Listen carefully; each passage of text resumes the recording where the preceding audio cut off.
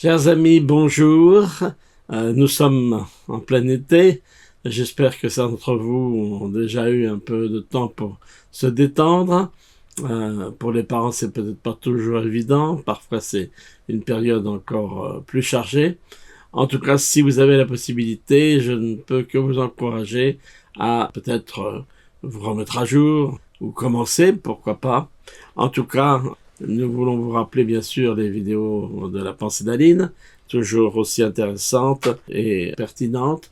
Vous l'avez peut-être déjà vu, nous avons maintenant certaines vidéos exceptionnelles, celles sur les chiasmes dans le livre de Mormon, en particulier Alma 36, qui ont été préparées par frères et sœurs Welch. Nous les remercions de leur participation experte. On avait vraiment la chance d'avoir ici, en région parisienne, le découvreur des chiasmes dans le livre de Mormon, frère Welch. Et nous les remercions et nous vous encourageons fortement à aller écouter cette vidéo. Bien sûr, j'ai vu déjà que la vidéo de frère Hilton sur la préparation pour les dotations au temple avait eu beaucoup de succès. N'hésitez pas, parfois avec vos dirigeants, parfois seul en tout cas, suivant vos besoins. C'est une bonne révision, même si vous êtes déjà allé au temple de nombreuses fois et que vous connaissez déjà bien la notation. Il y a toujours quelque chose à apprendre. Valérie Triplet Toto, qui m'accompagnera encore aujourd'hui. Jean-Claude Venacker, que vous avez pu suivre dans deux de nos vidéos. Et puis également, bien sûr, toute l'équipe technique pour que nous puissions toujours améliorer et développer ce programme de Viens et suis-moi chaque semaine. N'hésitez pas à en parler autour de vous, bien sûr. Nous n'avons pas d'autre ambition que de vous servir et d'essayer de nous faire réfléchir les uns et les autres sur ce livre de Mormon qui est toujours à découvrir. Alors cette semaine, nous attaquons les chapitres 53 à 63, donc les derniers chapitres du livre d'Alma. La semaine prochaine, nous commencerons le livre des Laments. Nous sommes environ 63 ans avant la naissance de Jésus-Christ, dans une période incessante de guerre. En effet, ce que nous allons aborder est une situation très périlleuse. Périlleuse parce que les Néphites ont perdu, vous voyez sur la carte, sur la côte est des pays Néphites, de nombreuses villes, et également au sud. Et bien évidemment, ces villes qui sont passées aux mains des Lamanites, Moroni va essayer de les reconquérir. Mais sa stratégie n'est pas de tout requérir tout de suite. En effet, comme nous l'avons vu, il a déjà réussi à récupérer la ville de Mélec. Maintenant, il va utiliser les prisonniers lamanites qu'il a pu faire pour fortifier, vous le voyez au centre, Zarahemla. Et voilà ce qui nous est dit dans le chapitre 53 d'Alma, verset 5. Et cette ville devint à partir de ce moment-là une place extrêmement forte, donc Zarahemla. Et dans cette ville, ils gardèrent les prisonniers lamanites. Oui, à l'intérieur du mur qu'ils leur avaient fait construire de leurs propres mains. Or, Moroni était forcé de faire travailler les Lamanites parce qu'il était facile de les garder pendant qu'ils étaient au travail. Et il voulait disposer de toutes ses forces lorsqu'il lancerait une attaque contre les Lamanites. Donc nous avons là quelque chose d'intéressant, peut-être d'ailleurs quelque chose qui peut nous faire réfléchir sur l'importance pour nous, en transposant cette idée-là, de ne pas rester sans rien faire, de ne pas rester oisif, car c'est souvent dans ces moments-là que nous faisons les mauvais choix. Un petit retour en arrière dans Alma 37, les versets 6 et 7. Or, il se peut que tu penses que c'est la folie de ma part, mais voici, je te dis que c'est par des choses petites et simples que de grandes choses sont réalisées, et de petits moyens confondent dans de nombreux cas les sages. Et le Seigneur Dieu fait usage de moyens pour réaliser ses grands et éternels desseins, et c'est par de très petits moyens que le Seigneur confond les sages et réalise le salut de nombreuses âmes. En effet, par ces moyens d'organisation, de fortification, de Zarahemla et d'autres villes qu'ils vont reconquérir. Ils vont pouvoir avoir un coup d'avance sur les Lamanites. Et au verset 9 de Alma 53, nous lisons « Et ainsi, à cause de l'iniquité qui existait parmi eux, oui, à cause des dissensions et des intrigues qui existaient parmi eux, ils furent placés dans des situations des plus dangereuses. » Alors en effet, il fallait fortifier non seulement vis-à-vis de l'extérieur pour les attaques lamanites, mais également à cause des dissensions et des intrigues intérieures. Je crois que là, nous avons aussi une leçon importante, que parfois ce n'est pas ceux qui viennent de l'extérieur qui sont nos pires ennemis. Et ceci va nous ouvrir sur une période tout à fait intéressante, celle du peuple d'Amon. Et pour en parler, je laisserai la parole à Valérie, qui va nous parler de ces jeunes. D'après ce qu'on peut calculer, certains pouvaient avoir 14, 13 ans, très jeunes. Vous vous souvenez, ils n'avaient pas fait alliance et ils vont aller combattre alors que leurs parents, lamanites, convertis, avaient enterré leurs armes de guerre. Valérie, à toi, et encore merci de ta participation. Voilà maintenant 13 ans environ que les convertis lamanites ont fait alliance d'enterrer leurs armes de guerre. Ils sont devenus le peuple d'Antinéphiléi, qui a été renommé le peuple d'Amon. 1 millier d'entre eux sont morts plutôt que de lutter contre leurs frères des armées lamanites. Ainsi, une nouvelle génération a grandi qui n'a pas fait cette même alliance. Ils étaient certainement de jeunes enfants quand leurs parents l'ont conclue.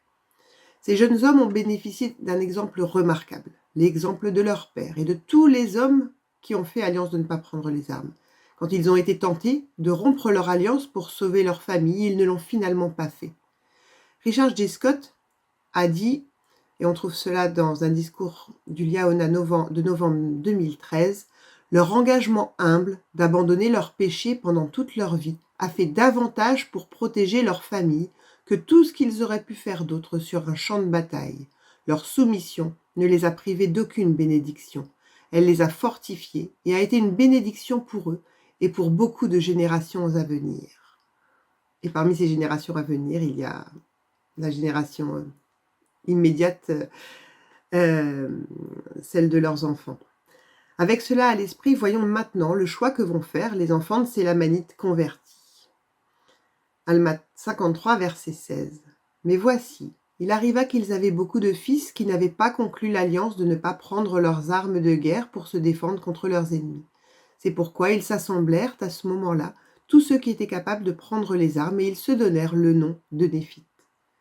Et ils conclurent l'alliance de se battre pour la liberté des Néphites, dont maintenant ils font officiellement partie, oui, pour protéger le pays jusqu'à donner leur vie. Oui, ils firent même alliance de ne jamais abandonner leur liberté, mais de se battre dans tous les cas pour protéger les Néphites et eux-mêmes de la servitude. Or voici, il y eut 2000 de ces jeunes hommes qui conclurent cette alliance et prirent leurs armes de guerre pour défendre leur pays. On peut dire que ces garçons ont été aussi fidèles dans le respect de l'alliance qu'ils ont faite avec le Seigneur que leur père l'avait été dans leur alliance. En fait, chacun a fait une alliance différente parce que les circonstances étaient différentes, mais ils ont eu la même ferveur, on va dire, dans le respect de la promesse faite à Dieu.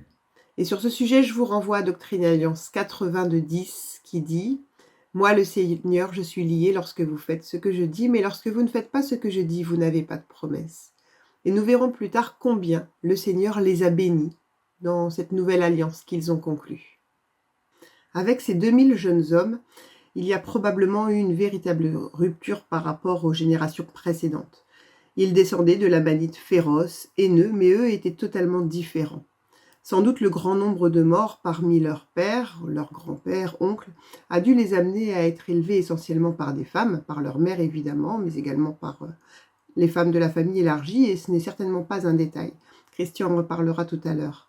Probablement ont-ils été impressionnés par le changement radical de leurs parents qui ont préféré accepter la mort plutôt que de rompre leur alliance et de retomber dans le péché.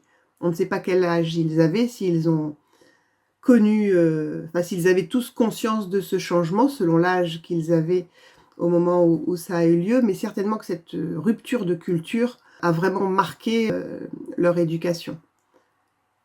Je lis Alma 53, versets 20 à 22. « Et c'étaient tous de jeunes hommes, et ils étaient extrêmement vaillants dans leur courage et aussi dans leur force et leur activité. Mais voici, ce n'était pas tout.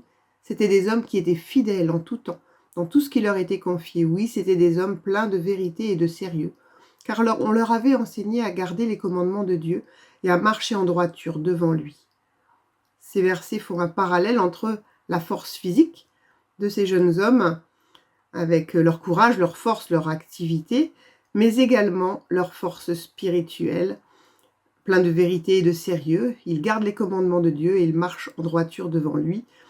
Et c'est cette combinaison de la force physique, qui est la caractéristique des guerriers, associée à leur puissance spirituelle, qui a fait d'eux ce qu'ils étaient et leur efficacité. Si on ajoute le pouvoir du Seigneur qui les accompagnait, le résultat a été à la hauteur.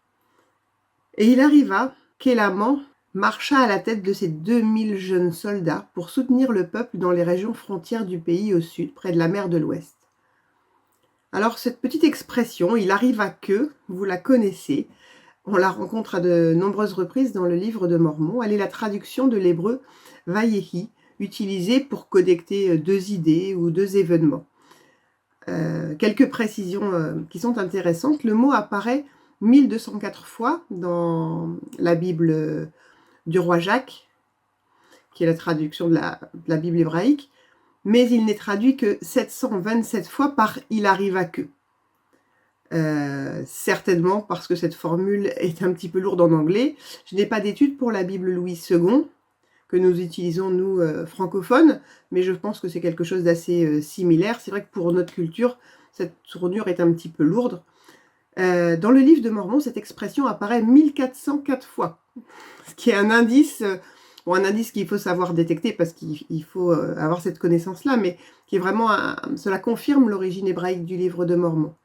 À une époque, je me souviens que il arriva que avait été enlevé du livre de Mormon à cause justement de la lourdeur de cette tournure, et est remplacé par un astérisque. Mais finalement, ils ont été rétablis parce qu'ils témoignent de l'origine du livre, et faut être fidèle à cette façon, même si ça heurte un petit peu nos habitudes. Dans le livre de Mormon, comme dans l'Ancien Testament, cette expression apparaît dans les parties narratives, et là on est pleinement dedans avec le récit des guerres.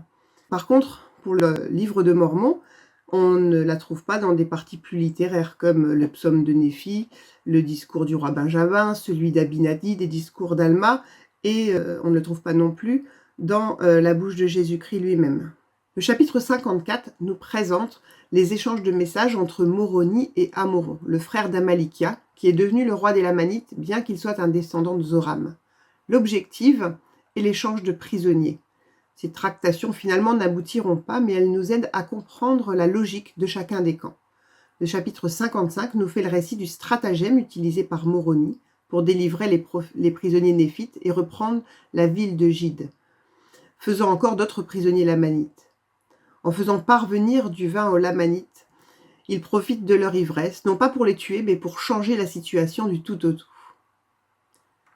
Mais voici, ce n'était pas le désir de Moroni. Il ne mettait pas ses délices dans le meurtre ou l'effusion de sang, mais il mettait ses délices à sauver son peuple de la destruction. Et afin de ne pas se couvrir d'injustice, il ne voulait pas tomber sur les Lamanites et les faire périr dans leur ivresse. J'aime beaucoup ce passage parce que cela montre bien que même en temps de guerre, et tout en étant contraint d'utiliser des tactiques de guerre, de prendre les armes pour combattre ses ennemis et défendre sa vie et la vie des siens, il est possible de rester fidèle à ses principes. On voit que Moroni cherche toujours à discerner quelle attitude est juste devant Dieu ou ne l'est pas. C'est l'expression « afin de ne pas se couvrir d'injustice ». On voit vraiment qu'il recherche, tout en cherchant la victoire bien évidemment, il recherche à le faire de la bonne façon. C'est remarquable et je vois que Mormon, quand il rédige cela, il insiste à plusieurs reprises justement sur la droiture de Moroni dans ce contexte de guerre. Alors le chapitre 56 nous fait le récit d'une course-poursuite. Les Néphites sont poursuivis par les Lamanites. Les Lamanites sont talonnés par des Néphites avec le projet de les prendre à revers, de les encercler, etc. Vous suivrez le détail de tout cela, mais ce qui est intéressant, c'est la relation que ces jeunes guerriers d'Élaman entretenait.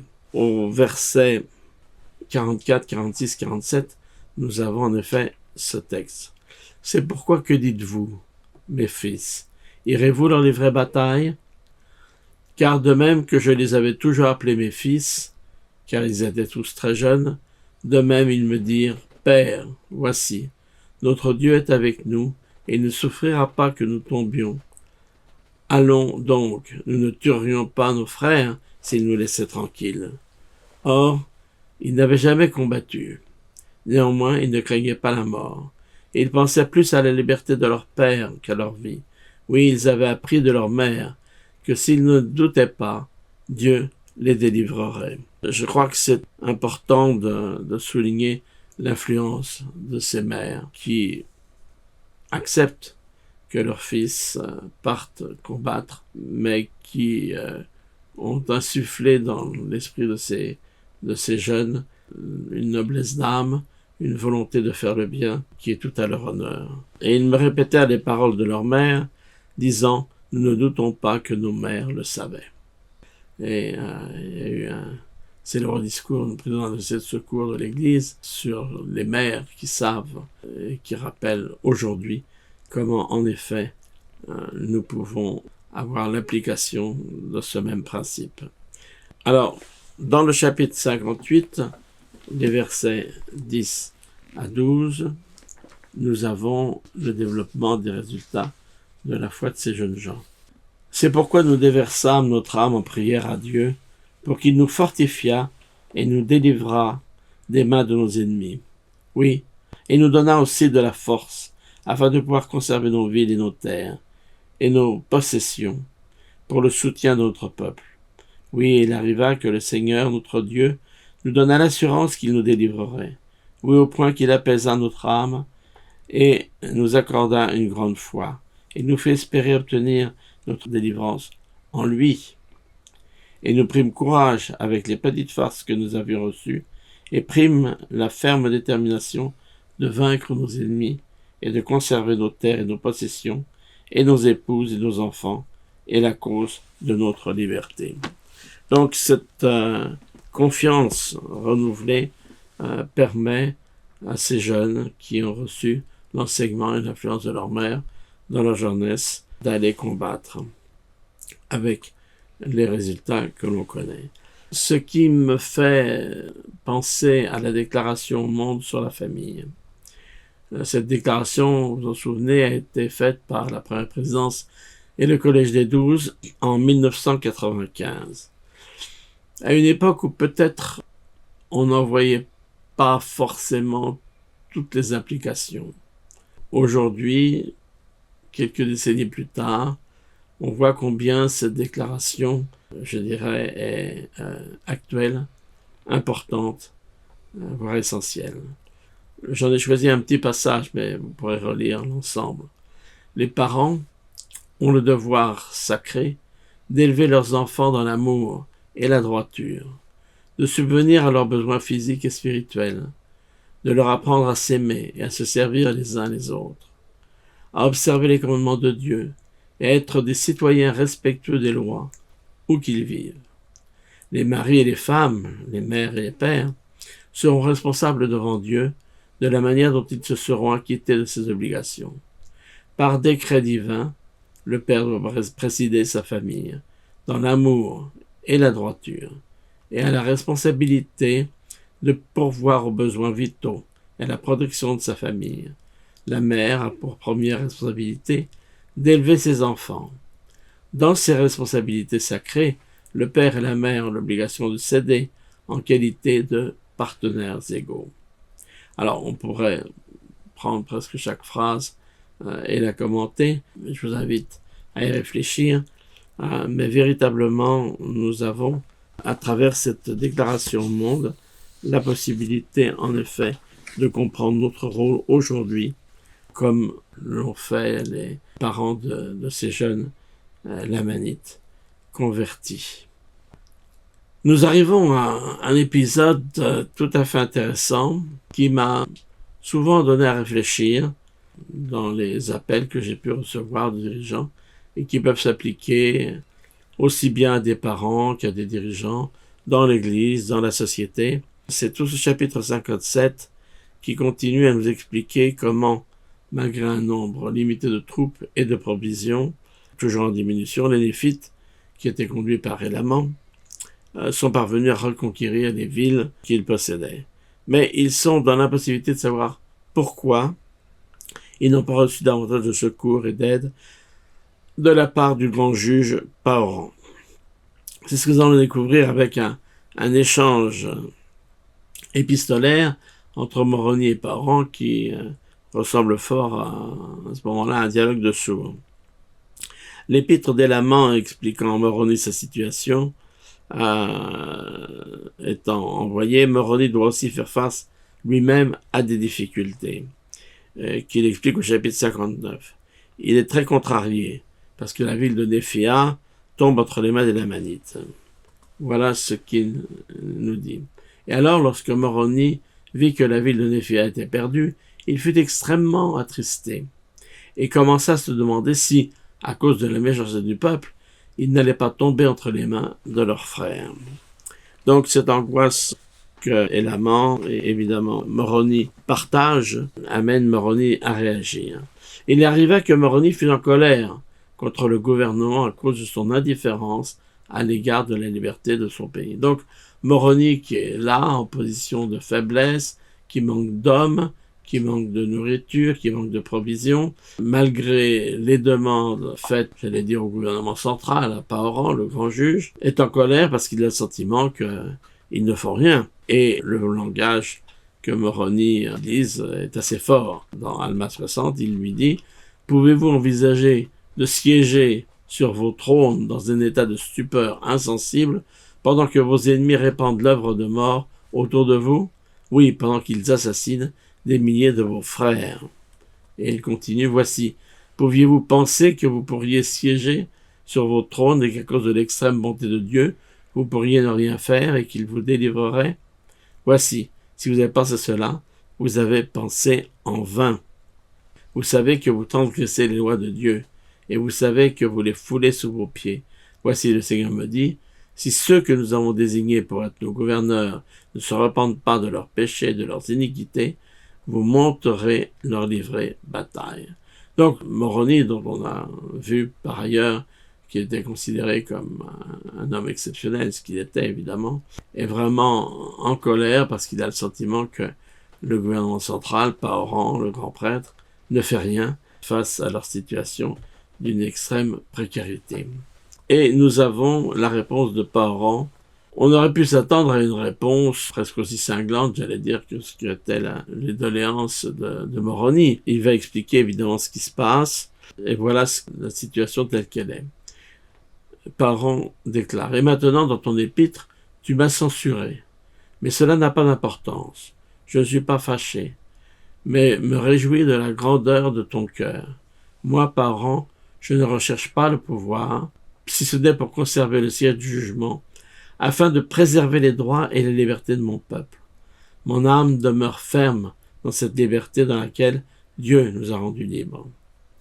C'est pourquoi, mon frère bien-aimé Moroni, résistons au mal, et le mal auquel nous ne pouvons pas résister par nos paroles, oui, comme les rébellions et les dissensions, résistons-y par nos épées, afin de conserver notre liberté, afin de nous réjouir des grandes garanties accordées à notre Église et de la cause de notre Rédempteur, notre Dieu. Paoran va expliquer ce qui s'est véritablement passé. Alors bien sûr, c'est difficile à distance de plusieurs siècles, dans des mondes culturels très différents, de juger de la situation de crise. Mais ce qui va se passer, c'est que Paoran va se retrouver entre les mains des hommes du roi. Il va lui-même être obligé de faire face à cette rébellion à Zarahemla, à tel point qu'il a dû se réfugier au pays de Gédéon, et c'est la raison pour laquelle Paoran n'a pu envoyer ni troupes ni ravitaillement. Donc il aurait pu bien sûr se justifier et se fâcher même de l'approche de Moroni, mais il n'en fait rien. Et je trouve qu'il y a là un bon exemple pour nous en tant que dirigeants, en tant que responsables. Parfois, Comme Moroni, nous pouvons juger les situations plus en réaction et avec tempérament, mais Paran nous donne l'exemple d'un homme qualifié, noble, qui ne cherche pas à avoir raison, qui ne cherche pas à faire ce qu'il pense seulement, mais à faire surtout ce qui est juste. D'ailleurs, après ces événements, il va rester grand juge pendant 8 années. Je pense que Paran reste un modèle pour nous, en tant que dirigeants, de quelqu'un qui garde la tête froide et ne se laisse pas, je dirais, réagir de façon colérique, même lorsqu'on l'accuse de façon injustifiée. Ceci nous amène au chapitre 62. Ce chapitre nous donne tous les détails des guerres de conquête, les villes néphites qui sont récupérées. De nombreux Lamanites à ce moment-là désirent faire alliance et rejoindre le peuple d'Ammon. Pachus, chef des hommes du roi, qui s'était proclamé roi, meurt. Mais malheureusement, Théankoum, qui avait transpercé Pachus d'un javelot, trouve aussi la mort. Enfin, lorsque la paix s'établit, Élaman et ses frères recommencent à prêcher l'Évangile et convertissent au repentir de nombreux Néphites. Une observation nous fait réfléchir. Mais voici, à cause de la durée extrêmement longue de la guerre entre les Néphites et les Lamanites, beaucoup s'étaient endurcis à cause de la dureté extrêmement longue de la guerre, et beaucoup furent adoucis à cause de leurs afflictions, de sorte qu'ils s'humilièrent devant Dieu dans les profondeurs de l'humilité. Endurcis ou adoucis, c'est évidemment un choix qui nous appartient. Les circonstances peuvent être les mêmes, mais certains réagissent avec dureté, avec amertume, avec ressentiment, et d'autres, au contraire, à cause des mêmes afflictions, s'humilient devant Dieu et cherchent les solutions à travers l'inspiration et la foi que Dieu leur inspire. Les tribulations, les épreuves, les difficultés viennent, ça c'est le lot de cette vie mortelle. Ce qui reste à décider finalement, c'est comment nous allons réagir. Allons-nous choisir d'être amers ou humbles? Les épreuves de la vie vont-elles nous rapprocher de Dieu ou nous en éloigner? J'ai choisi de prendre cette citation de président Nelson. Le Sauveur savait que ces temps tumultueux arriveraient. Il nous a prévenu qu'à notre époque, l'adversaire inciterait le cœur des hommes à la colère et les égarerait. Cependant, il n'a jamais été dans l'intention de notre Père Céleste de nous laisser seuls dans ce labyrinthe de difficultés personnelles et de problèmes sociaux. Il n'est ni facile ni automatique de devenir des disciples aussi puissants. Notre attention doit être rivée sur le Sauveur et sur son évangile. C'est mentalement très exigeant de s'efforcer de se tourner vers lui dans chacune de nos pensées. Mais lorsque nous le faisons, nos doutes et nos craintes se dissipent. Voilà ce qu'il déclarait en 2017 dans ce discours assez célèbre, attirer le pouvoir de Jésus-Christ dans notre vie. Alors, c'est là en effet ce qui est disponible pour nous. Nous avons des modèles qui nous ont été donnés dans ce livre d'Alma. Alma lui-même, bien sûr, et son rôle de prédication, de témoin, lui qui a vu un ange, lui qui a changé de vie, et Moroni, qui d'une autre façon, dans son rôle aussi de guerrier et de combattant, a joué un rôle exemplaire pour nous amener à comprendre que nous pouvons, malgré les difficultés, garder la foi en Christ. Alors, à la fin du livre d'Alma, nous le quittons et nous quittons aussi Moroni. Moroni a environ 43 ans lorsqu'il meurt. C'est jeune. C'est une carrière évidemment très remplie, mais c'est quand même très jeune pour une vie faite principalement de combat. Agoth, dont on nous parle, part vers le nord, il va construire des navires, il va emmener des Néphites avec lui. C'est une nouvelle époque qui va s'ouvrir. Mais je crois que c'est une époque, avec toutes ces guerres, ces conflits sociaux, qui ressemble beaucoup à la nôtre et qui nous aide sans doute à comprendre comment nous pouvons choisir ceux qui nous dirigent et comment nous pouvons surtout nous rappeler que tout est entre les mains de Dieu. Et c'est ce témoignage que j'aimerais vous laisser. Au nom de Jésus-Christ. Amen.